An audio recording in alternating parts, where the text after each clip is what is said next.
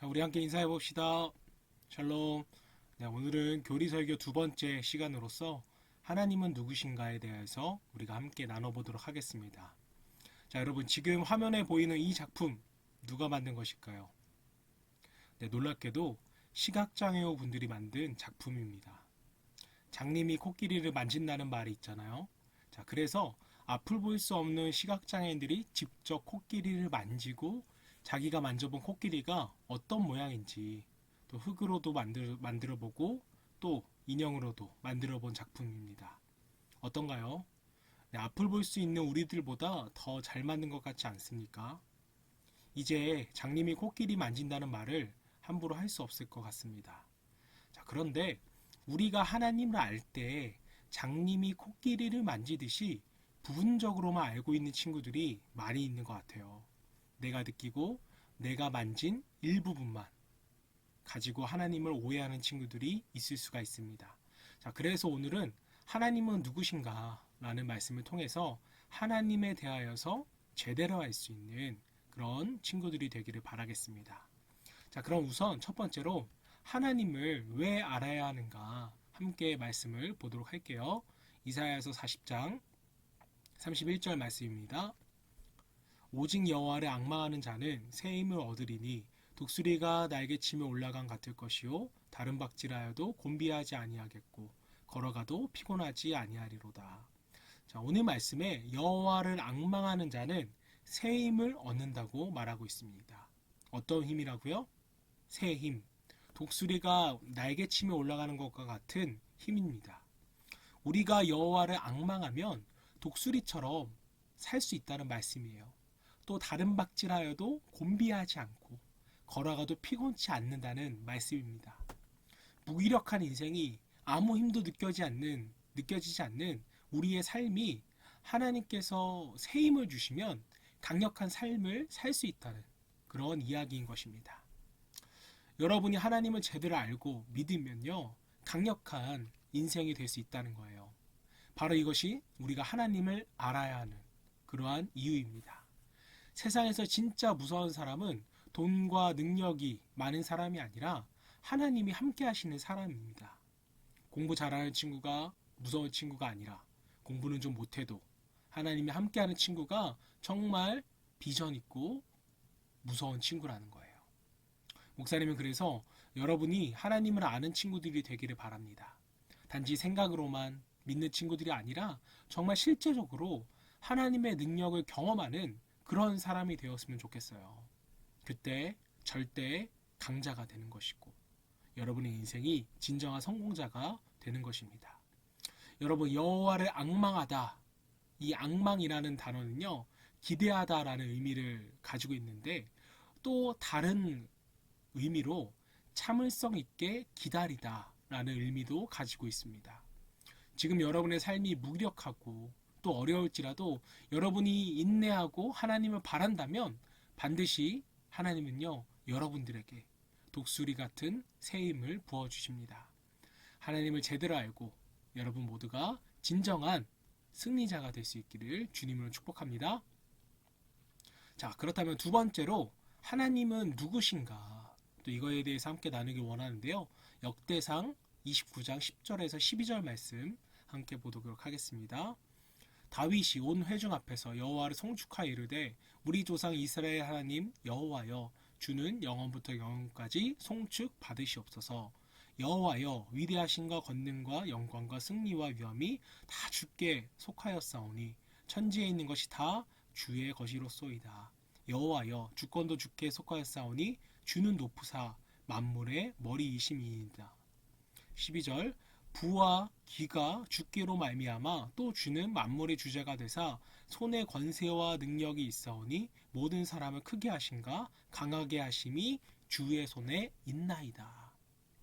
자, 여러분, 말씀을 보면 반복되는 의미의 구절들이 있어요. 다 주께 속하였다. 다 주의 것이다. 만물의 머리 주께로 말미암고 만물의 주제 주의 손에 있다 라는 표현들이에요. 이러한 표현들이 의미하는 것이 무엇일까요? 자, 이런 표현들은 하나님께서 최고의 권위자, 최고의 통치자가 되신다는 의미입니다. 하나님께서 어떻게 최고의 통치자가 되십니까? 말씀은 세 가지가 하나님께 속한 것들이라고 우리에게 말해주고 있습니다.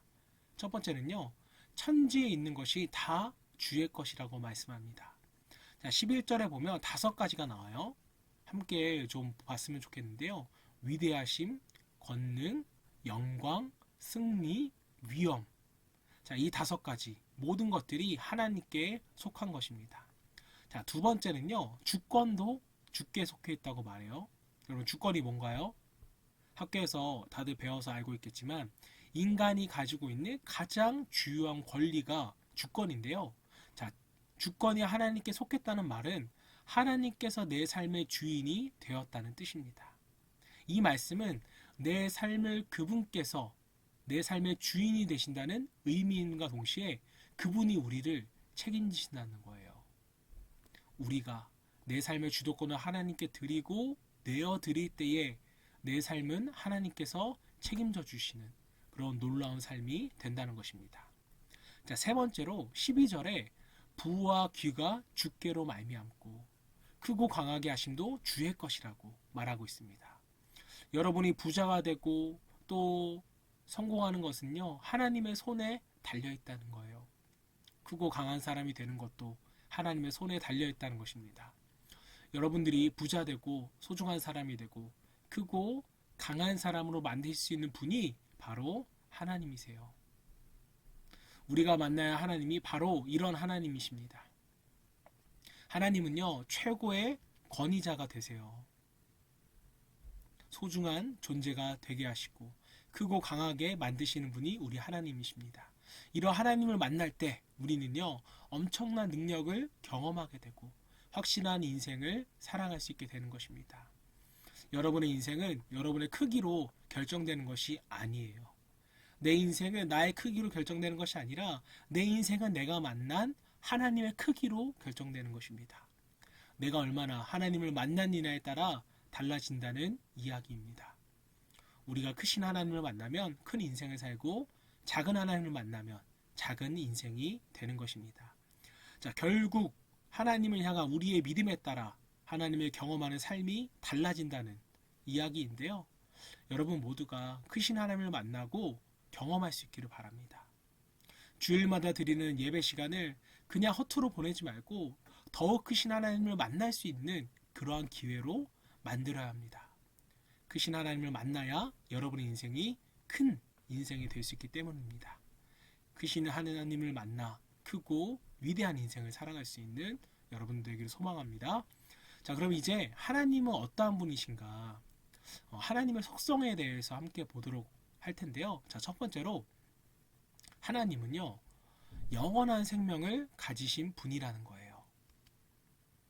자, 우리 시편 90편 2절 말씀 볼게요. 자, 산이 생기기 전 땅과 세계도 주께서 조성하시기 전 곧 영원부터 영원까지 주는 하나님이시니이다. 자, 보세요. 자, 이 말씀은 우리가 생기기 전부터 하나님은 존재하셨다는 것을 보여줍니다. 하나님께서는 영원히 존재하는 분이세요. 자, 그래서 우리에게 영원한 생명도 주실 수 있는 분이십니다.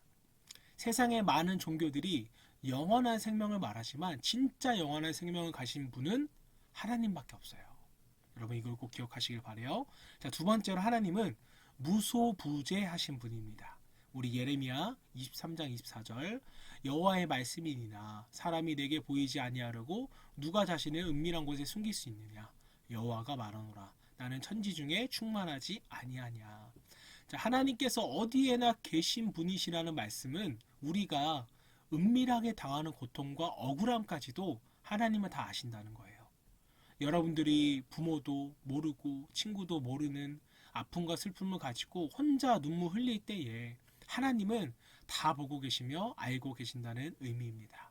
뿐만 아니라 여러분의 은밀하게 저지른 죄악까지도 다 하나님은 알고 계신다는 거예요. 여러분, 하나님의 무소부재하심도 기억하시기 바랍니다. 자, 세 번째로 하나님은 전능하신 분이십니다. 우리 예레미야 32장 27절 나는 여호와여 모든 육체의 하나님이라 내게 할 수 없는 일이 있겠느냐. 자, 하나님이 전능하신 분이시라는 말씀은요, 무엇이든지 다 이룰 수 있는 분이 바로 하나님이시라는 말입니다. 우리가 어려운 문제를 만났을 때 나는 해결할 수 없지만 하나님은 해결할 수 있다라는 것이죠.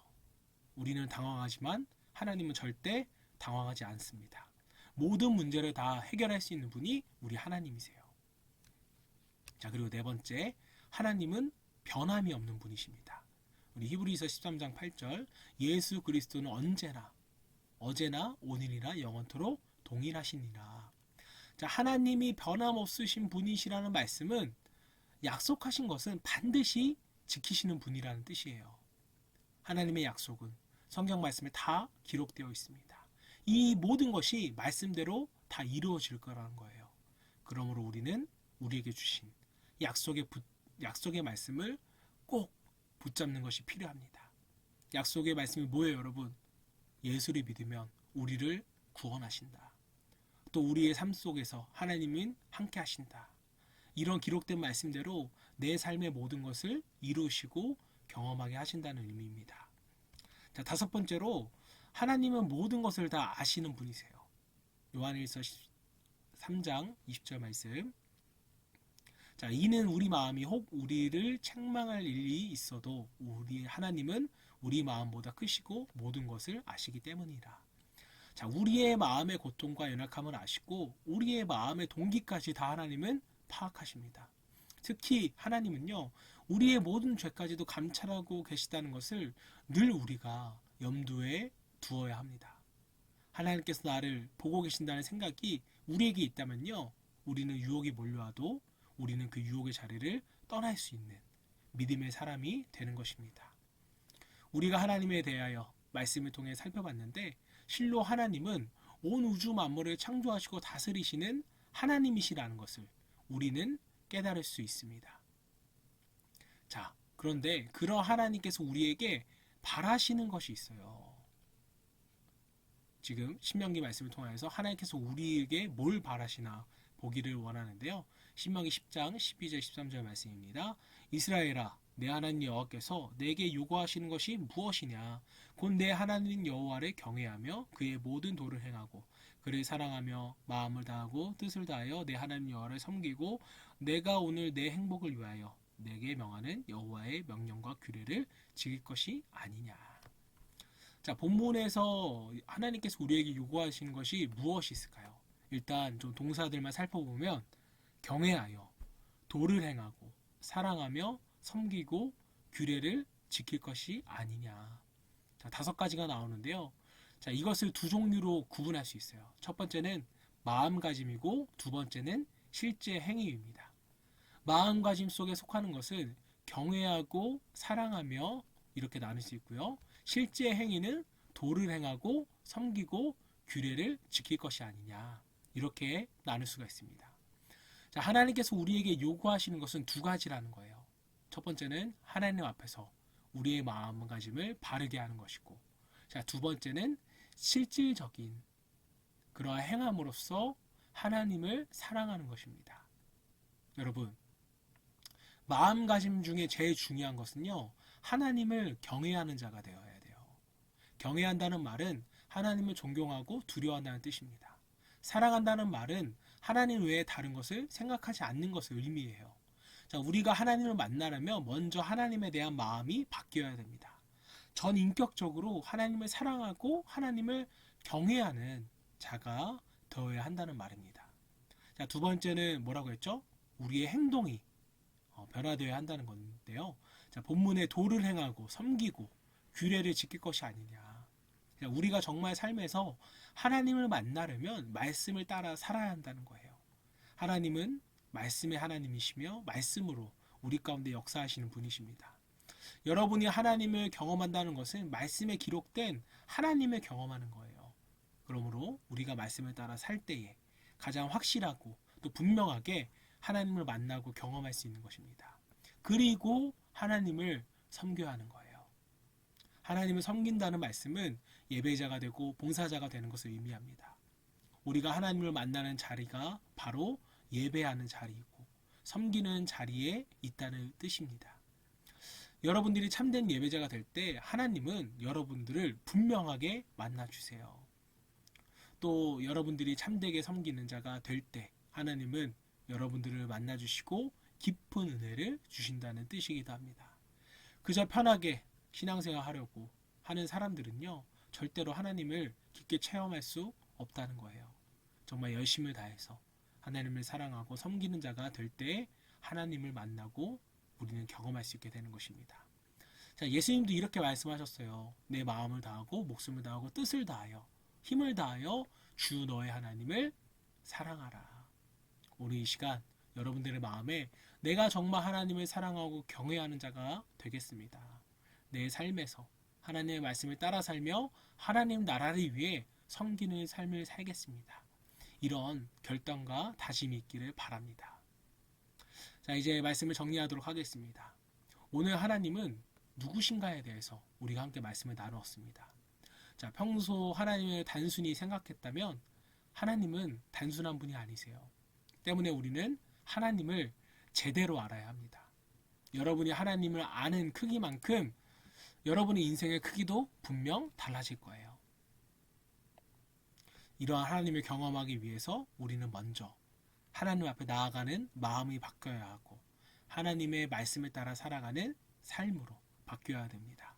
여러분 모두 늘 마음을 새롭게 해서 하나님께 가까이 나아가고 말씀을 즐겁게 묵상하고 순종하여서 하나님을 삶 가운데 생생하게 경험하는 여러분들 될 수 있기를 주님을 축복합니다.